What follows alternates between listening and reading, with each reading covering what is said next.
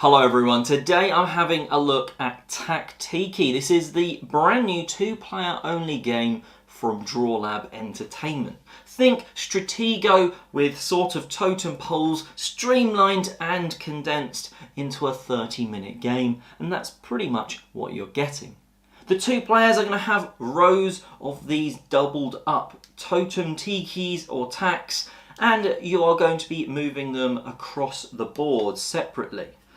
On your turn, you can do one of two things. Predominantly, it's going to be movement. Now, you can either move one thing 2 spaces. It can never go backwards, it can never go diagonally. But apart from that, it can move 2. So it can move forward and then maybe to the left or the right. Instead, you could have 2 pieces moving 1 space. So maybe this one goes forward and this one goes to the side. That's what you're going to be doing for the majority of the game as you're trying to work your way across the board as well as stop your opponent. When 2 pieces meet, they jump on top of each other. Now, if it's your own piece, you can move over it. If it's an opponent's piece, effectively there's a mini battle. You're going to rotate it and have a look at what the numbers are. Now, in this case, it's a 4 and a 4, which is not actually that much of an edge case as you're actually playing. This means it's a draw, so the bottom piece is locked in by the top. If, however, I'd have moved onto this piece and rotated, I've seen that my 4 is higher than the 3, so the 3 would be removed from the board and placed back into my opponent's pool. Because as the game progresses and you've moved and pieces have been taken, you might want to use the second action, which is to effectively respawn any of your defeated pieces. And that can go on any of your empty spaces at the back because your opponent can be starting to block your back line. The aim of the game is to get pieces to either a stack of 5 on your opponent's side or block all 5 of their respawn spaces. And if you do that, you win the game. Once you get a piece to your opponent's backline, neither of you can move it. It can't be taken, it can't be moved by you. So there's a progression of you're losing something, but you're also getting that bit closer to victory. And that's pretty much how the game plays. It's very back and forth, moving a piece, moving another piece, seeing who's lost something, taking it off the board, then moving, you respawning, trying to make sure it all works. Now, there is one very special bit of information that makes the whole game tick. While a 5 will be a 4, 3 and 2, a 4 will be a 3, a 2 and a 1, a 3 will be a 2 and a 1, and a 2 will be a 1, the 1 loops back around and beats the 5. So what will almost certainly lose every other battle, your number 1s, they can take out your opponent's best pieces, their number 5. And this sort of perfect loop is made because you can start to work out their 5 is charging across the battlefield at me. So I can just maneuver my 1 in front of them or use my 1 to take it. That problem will sort of cease to be a problem. And that is what makes this experience. Otherwise, you would just be sort of using the highest number and charging it across the board. And now is probably the best time to start talking about what I think about that. It is that ideal loop. It's like a rock, paper, scissor, but most of things will beat a 1. Those 1s are incredibly precious resources, as are your 5s. A 5 can take out pretty much anything coming your way. But what if it is that opponent's number 1? If they've managed to sneak it across the board, you're thinking, I'm safe. I've got my 5 to defend, and they plonk a 1 down. Not only maybe are they getting to your back line, but they're taking out one of your valuable pieces. Yes, you can respawn it, but that's costing you your entire turn of movement. And this game can come down to the wire. We've had it where both players have basically been 1 turn away from winning. And because of that, because of the turn order, that 1 person won. Because in that case, I had to effectively defend slightly with 1 movement, and I couldn't get close enough to win the game, allowing the opponent to swoop in and get the final part of my back row blocked. And the fact it can come down to such close things means spending an entire turn just to respawn one of these, it could be the best thing you do. It could be getting that 1 back on the table to take that 5 out that's charging. It could be just getting a 3 back on the board because, you know, maybe you can use that to block one of your opponent's 3s, or just get it across the board and try and win. The fact that there are 2 victory conditions is another thing that I really do like. It works really well in Onitama, another brilliant 2-player game, and in this it works fantastically as well. There's not an individual piece to take, but getting their entire back line blocked up, well, not only are you sort of doing progress throughout the game and forcing them to maybe respawn only in a certain area, well, you're sort of making progress, but can you stack enough up? To actually get them into that line is quite hard, but it can be done. You've got enough pieces, but so does your opponent.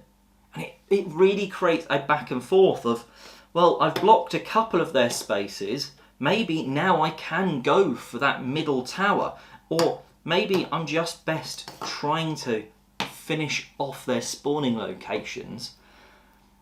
And I don't know really, I mean, I've played a few times, I don't know which is the better route to go for. I think it really would depend on the game, which is the better sort of route to go for.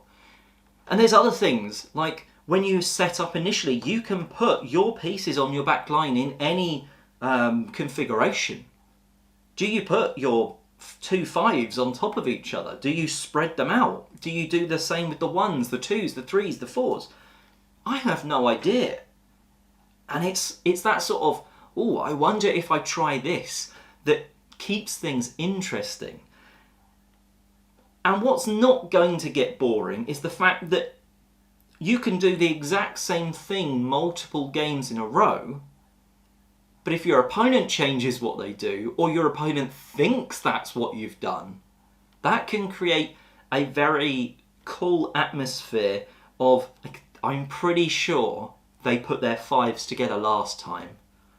If they've done that again, I need to get my 1s over here. And then all of a sudden you're like, oh, he's just taken a piece over here with a 5. He's done something differently. Oh dear. And yeah, you're not so much playing the numbers as it looks. You're playing the opponent. Yes, your opponent is moving these numbered pieces across the board, but you're trying to get into their head of, what have they set up? What have they tried to do? Okay, they're trying to push that piece across, but is it because they're trying to just get to the back line? Is it because they're trying to take my 5 out, now they know where it is? Or, I've got a 4 that's charging across, are they moving that 5 over? Or is that a bit of a bluff to make me sort of move over across and let them swoop past? Now, it's hard to talk about this game, as fun as the gameplay is, it's hard not to talk about the incredible production quality. I mean, from the box, which has this lovely foam in it to keep all of these incredible pieces. I mean, they are hollow, which means they're not too heavy, but they are absolutely glorious. I mean, the faces on them, I'm not going to lie, they're a little bit cool and creepy at the same time. And the fact that all the numbers, they're very easily legible as they're moving across the board. And that, the board, is one of the best features, because if you move everything off, not only do you get these 2 little extra tiles that you can add onto the main board to block spaces, which creates sort of interesting battlefields, you can also flip it over and do a blitz mode. Now, I'm not sure which is my favourite. I love the 5 against 5 numberings, but this you basically remove your 5s from play and play with 1 to 4 twice. Again, any configuration. And it's just a little bit quicker. In this game mode, the 1 beats the 4 rather than 1 beating the 5 in that sort of perfect combat loop. but it's just really quick and fast paced. I mean, it's minute. It's not massively quicker than the 5 game, but it is quicker. And what this does really nicely is allow you to introduce the game to someone in a smaller form and get the game to the table in a shorter space of time. You know, sometimes it's hard to get a game to the table when you know it's going to go for that 30 minutes. And, you know, for a first time, normally a 30-minute game maybe takes 40 minutes. What if you've only got that half an hour? Well, actually, I've managed to teach the game and play a full game on this blitz mode in the 30 minutes. Then coming back round, you can flip the board over and play the sort of full mode in that 30 minutes because they're up to speed, they know how the game works. And then you can put this tile in the middle and say you can't use that central space. That's a really nice touch that didn't need to be there. It's just sort of a micro expansion and an easy way to teach the game, and to be fair, a quick way to play the game straight out of the box. And that's something that really helps get the game to the table. So all in all, brilliant production quality, almost overproduced in nicety. Fun, fast, streamlined Stratego-like gameplay. I used to love Stratego, and I think that it would struggle to get to the table with this being a thing, because this is just that bit faster and a bit easier to teach, and I mean, it looks awesome too. For 2 players, it's a strong game if you are happy to play the very much one against the other. For a lot of people, TacTiki could be the 2-player game that you really want to get hands-on with. And like I said, that is TacTiki, the 2-player game from Drawlab Entertainment. They did provide me this review copy, but it hasn't changed my enjoyment of the game. It's, yeah, like I say, I was a huge fan of Stratego, and I think they've done a great job of streamlining and taking that logic and applying it in a nice, fun, fast experience. Check out other news, reviews and such on the channel. Until next time, I'm Oliver East, signing out.